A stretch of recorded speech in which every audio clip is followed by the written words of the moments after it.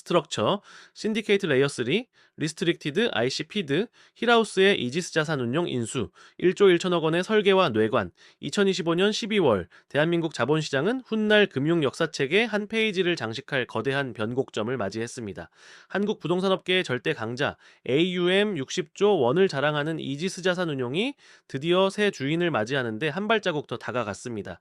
인수가는 무려 1조 1천억 원, 시장이 당초 예상했던 9천억 원대를 훌쩍 뛰어넘는 그야말로 빅딜입니다. 하지만 이 거래가 우리에게 던지는 충격파는 단순히 1조 원이라는 숫자 때문이 아닙니다.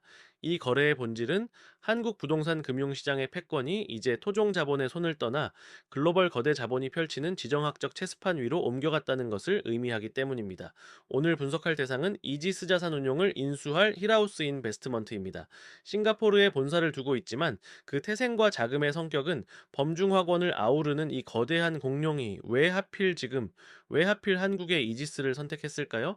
단순한 M&A 뉴스의 겉면이 아닌 그 이면에 흐르는 자본의 논리, 규제 당국을 넘기 위한 치열한 수싸움, 그리고 앞으로 닥쳐올 구조적 리스크까지 치밀하게 들어보아야 합니다. 1. 매크로 환경과 딜의 배경, 실물로 진화한 엔캐리 트레이드. 먼저 힐하우스는 왜 지금 이 시점에 베팅했을까요? 답은 매크로 환경 속에 있습니다. 현재 한국 경제는 고금리 후유증과 내수 부진으로 신음하고 있습니다.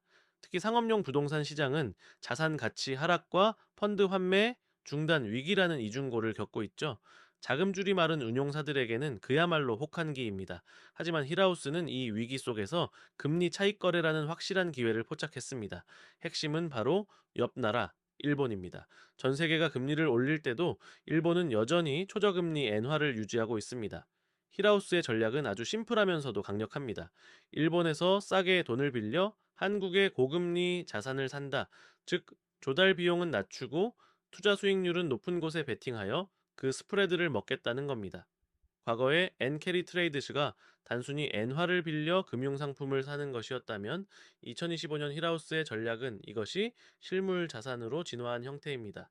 환해지 비용을 감안하더라도 지금 저평가된 한국의 우량 오피스 빌딩이 뿜어내는 배당 수익률은 일본의 조달 금리를 훨씬 상회하기 때문입니다.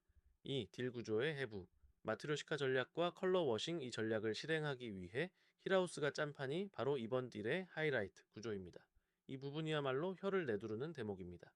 이번 인수는 마치 러시아 인형 마트료시카 같습니다. 겉껍질을 열면 또 다른 인형이 나오고 그걸 열면 또 다른 게 나오죠. 가장 바깥에 있는, 즉 우리 눈에 보이는 인수 주체는 일본의 부동산 개발사 삼티홀딩스입니다. 그런데 이 삼티홀딩스의 지분 100%를 누가 가지고 있느냐? 바로 힐하우스 산하의 부동산 플랫폼인 라바 파트너스입니다. 그리고 라바 파트너스를 움직이는 건 누구냐? 바로 싱가포르에 있는 힐하우스 인베스트먼트 본사입니다. 힐하우스, 라바 파트너스, 삼티홀딩스, 이지스 자산운용. 왜 이렇게 복잡한 4단계 구조를 만들었을까요? 단순히 세금 때문이 아닙니다. 여기엔 훨씬 더 정치적이고 규제적인 계산이 깔려 있습니다. 첫째, 대주주 적격성 심사 우회입니다. 한국 금융당국, 특히 금융위원회는 외국계 자본, 그중에서도 중국계 자본에 대해 본능적인 경계심을 가지고 있습니다. 힐하우스가 싱가포르 법인이라지만 창업주 장래희의 배경을 볼 때 범중학원 자본이라는 꼬리표를 떼기 어렵습니다.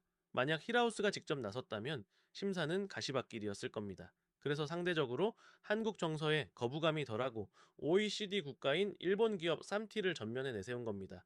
업계에서는 이를 두고 국적의 색깔을 세탁한다고 해서 컬러 워싱이라고 부릅니다. 아주 고도화된 규제 회피 전략입니다. 둘째, 파이프라인의 확장입니다. 힐하우스는 삼티홀딩스를 단순한 특수목적 법인으로만 쓰려는 게 아닙니다. 이지스를 인수하게 되면 한국의 자금을 일본 부동산 개발에 투자하게 만들 수도 있고 반대로 일본의 저리 자금을 한국 프로젝트에 투입할 수도 있습니다. 즉 일본을 잇는 자본의 고속도로를 뚫어버리는 셈입니다. 3. 타겟 분석. 이지스 자산운용의 나의 외환. 그렇다면 피인수 기업인 이지스 자산운용은 왜 경영권을 넘겨야만 했을까요? 냉정하게 말해 이지스는 지금 나의외환의 위기에 처해 있습니다. 가장 치명적인 상처는 바로 독일 트리아논 펀드 사태입니다. 독일 프랑크푸르트의 랜드마크 빌딩에 투자했던 이 펀드는 최근 대주단의 기한 익상실 선언으로 자산이 강제 매각 절차에 들어갔습니다. 공모 펀드에 가입한 수많은 개인 투자자들의 원금 손실이 현실화되었고, 이는 운용사의 가장 큰 자산인 신뢰를 무너뜨렸습니다. 설상가상으로 국내 부동산 PF 부실까지 겹쳤습니다. 무리하게 확장했던 개발 사업들이 좌초되면서 유동성이 말라붙었고, 창업주고 김대영 의장의 타계 이후 강력한 오너십의 부재는 회사의 방향성을 잃게 만들었습니다. 결국 이지스는 생존을 위해 이 부실을 메워줄 돈 많은 주인이 절실히 필요했던 겁니다. 사와 핵심 리스크, 승자의 저주 가능성. 하지만 여러분, 1조 1000억 원을 썼다고 해서 게임이 끝난 게 아닙니다. 진짜 게임은 이제부터 시작입니다. 힐하우스 앞에는 세 가지 치명적인 리스크가 기다리고 있습니다. 첫 번째 지뢰는 금융당국의 대주주 적격성 심사입니다. 금융위는 바보가 아닙니다. 형식적 주체인 3T 뒤에 힐하우스가 있다는 걸 뻔히 알고 있습니다. 법령상 대주주는 사회적 신용 요건을 갖춰야 하고 건전한 금융 질서를 저해할 우려가 없어야 합니다. 이 조항은 당국의 재량권이 무한대로 작용하는 영역입니다. 만약 정치권에서 국부 유출 논란을 제기하거나 당국이 실질 지배주주인 힐하우스의 투명성을 문제 삼는다면 심사는 무기한 연기될 수 있습니다. 심사 지연은 곧 불확실성이며 이는 금융색엔 독약과도 같습니다. 두 번째 지뢰는 어쩌면 규제보다 더 무서운 국민연금의 스탠스입니다. 이지스 자산운용의 운용자산 중 상당 부분은 국민연금의 돈입니다. 국민연금은 스튜어드십 코드를 통해 위탁 운용사를 엄격히 관리합니다. 만약 국민연금이 이번 딜을 두고 지배구조가 불안정하다거나 이해상충 소지가 있다고 판단하면 어떻게 될까요? 가장 무서운 시나리오는 키맨 조항 발동입니다. 대주주 변경을 이유로 기존 자금을 회수하거나 신규 출자를 중단할 수 있습니다. 국민연금이 돈을 빼면 공제회, 보험사들도 도미노처럼 빠져나갑니다. 일종의 펀드런이 발생하는 거죠. LP가 떠난 운용사는 빈 껍데기에 불과합니다. 세 번째 리스크는 PMI의 난이도입니다. 트리아논 사태로 인한 소송 전 부실 PF 사업장의 정리, 이 골치 아픈 문제들을 해결하는 과정에서 핵심 운용 인력들이 이탈할 가능성이 큽니다.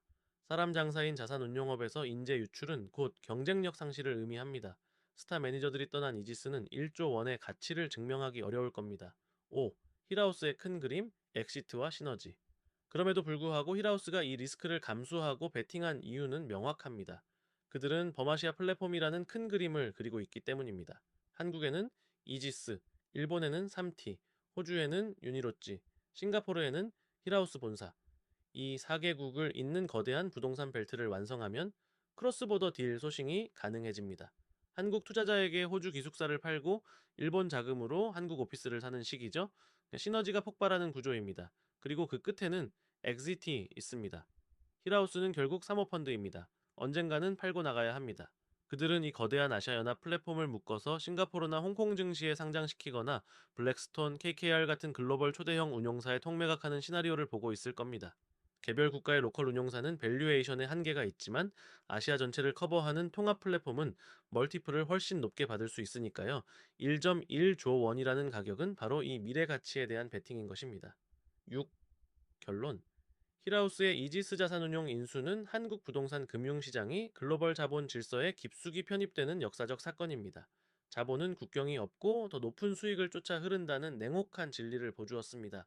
하지만 승패는 아직 결정되지 않았습니다. 규제 당국의 승인과 국민연금의 신뢰, 이 두 가지 뇌관을 힐하우스가 얼마나 정교하게 해체하느냐에 따라 이 딜은 한국 자본시장의 선진화 사례가 될 수도, 반대로 처참한 승자의 저주로 기록될 수도 있습니다. 이지스 자산 운용이라는 거함이 새로운 선장과 함께 순항할 수 있을지 아니면은 거친 파도 속에 표류하게 될지 지켜볼 필요가 있습니다. 이 구조를 이해한다고 해서 PE에 들어갈 수 있는 건 아닙니다. 대신 이 구조를 이해하면 스스로 신디케이트를 설계할 수 있습니다. 우리는 문 앞에 서지 않습니다. 우리는 문을 설계합니다. 스트럭처 신디케이트, Restricted AC Feed, and